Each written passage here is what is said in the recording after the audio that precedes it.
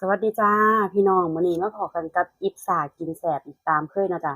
มื้อนี้เฮาก็ได้ตำอีกตามเคยแต่มื้อนี้สิใส่เส้นบักหุ่งบ่แม่นไหลบัวนะจ๊ะก็มีปลาหมึกลวกกุ้งลวกนะจ๊ะของข้างเคียงก็สิมีข้อหมูย่างหน้ากากหมูย่างผักนาชนิดนะจ๊ะเว้าแล้วก็กินโลดหิวมาพี่น้องมาแซ่บๆนำกันจ้ะ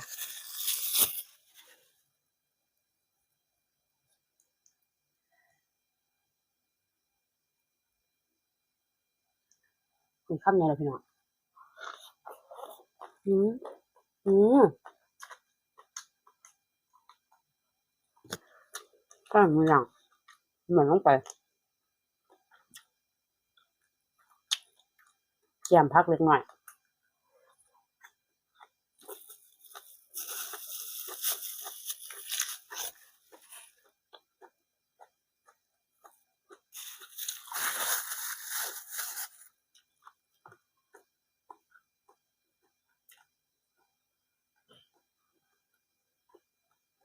ต้องกินกับเผาวห้องทองก่อนนะจ๊ะว่าสันไม่สิเสียบท้องอืมอืมนี่นะนี่มาซ่าสับหมูย่างอืมมีเอาเส้นข้าวปุ้นใส่น้ำเลย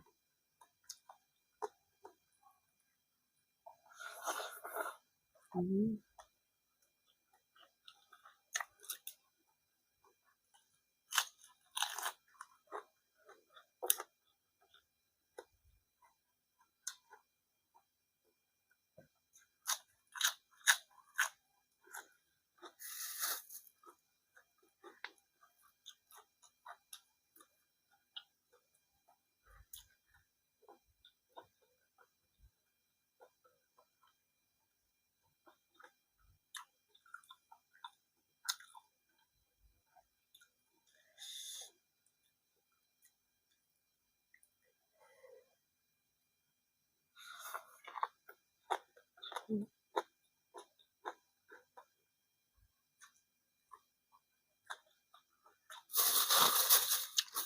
เสียบผักทั้งเสียบทั้งหิวเห็นบะฮุ่งอยู่ทายพุ่นเหมือนใช้ข้าวมีไงหลดอืมอืม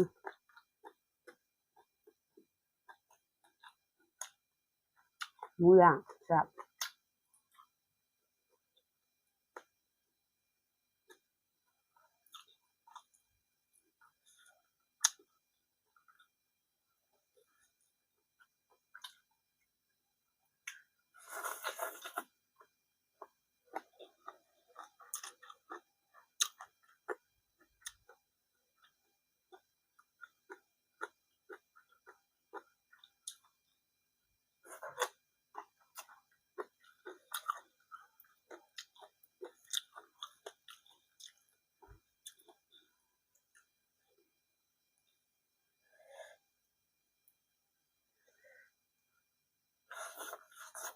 อืมปลาหมึกข้าวมีไง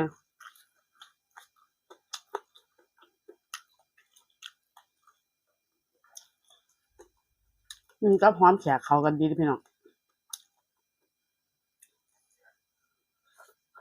อืม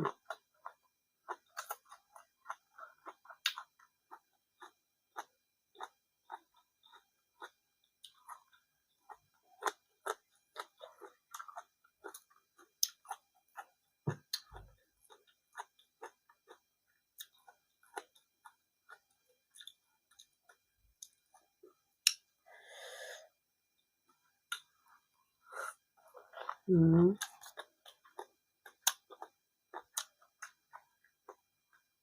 หมูย่างนุ่มๆแซ่บๆ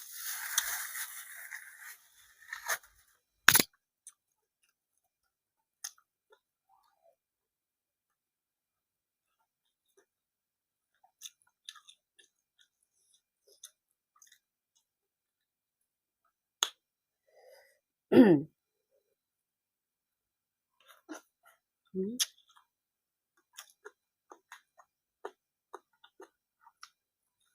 ใช้สารพัดอย่าง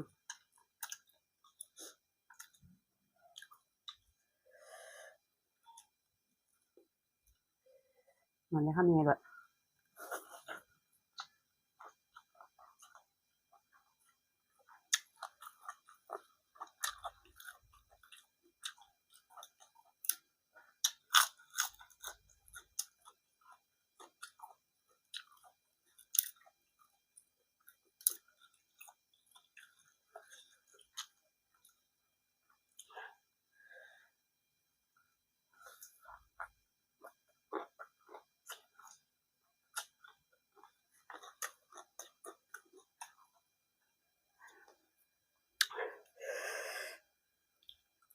เผ็ดพี่น้อง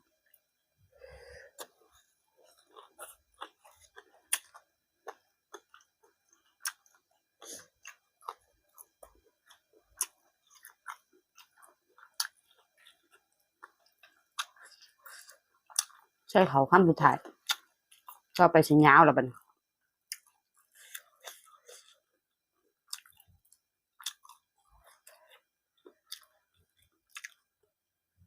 กินพ่อบ่แสบท้องผมยาวเลยมันสิแสบท้อง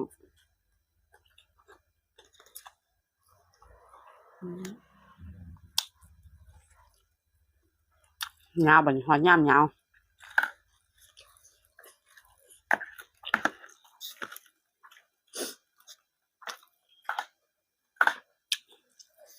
มา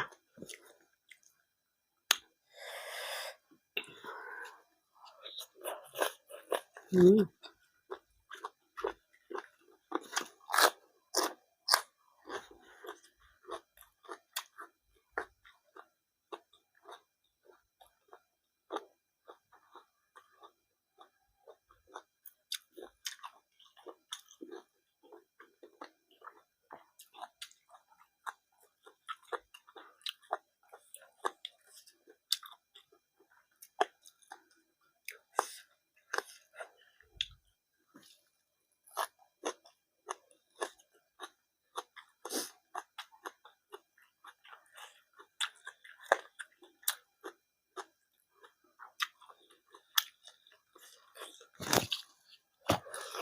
อืมแสบพี่น้องไง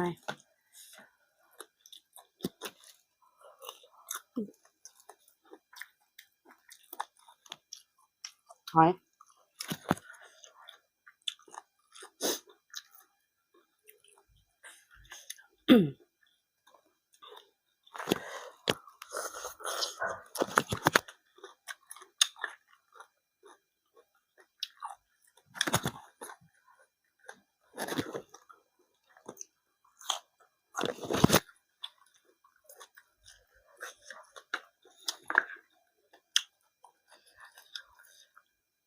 เรือใบ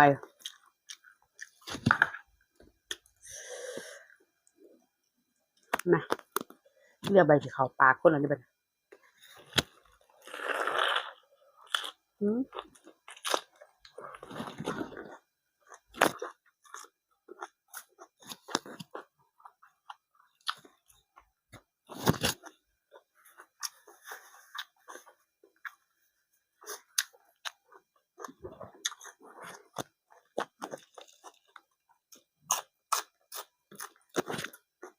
กระเจี๊ยบ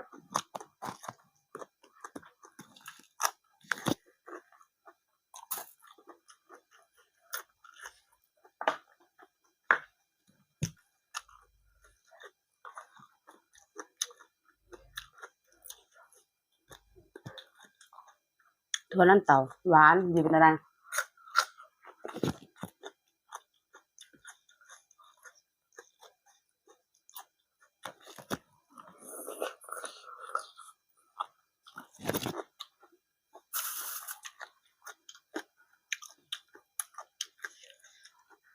เจียมด้วย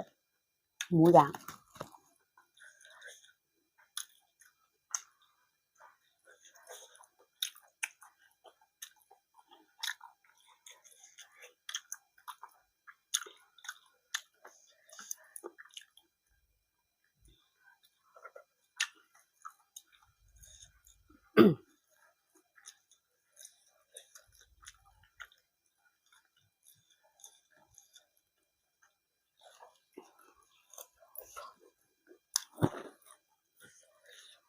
เผ็ดตัวละกินไปกินมาพี่น้อง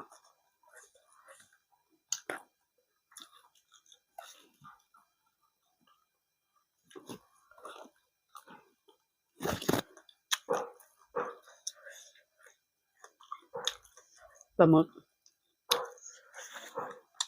ทำตาสวด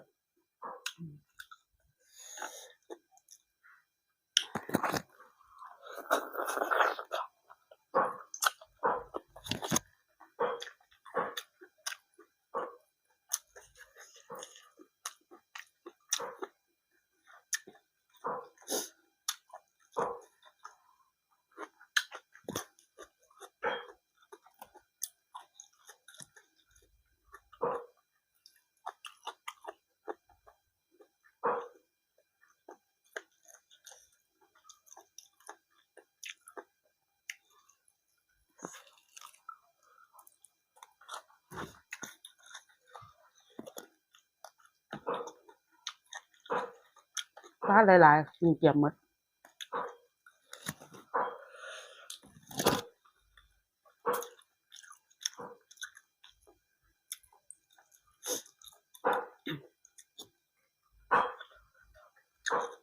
จับ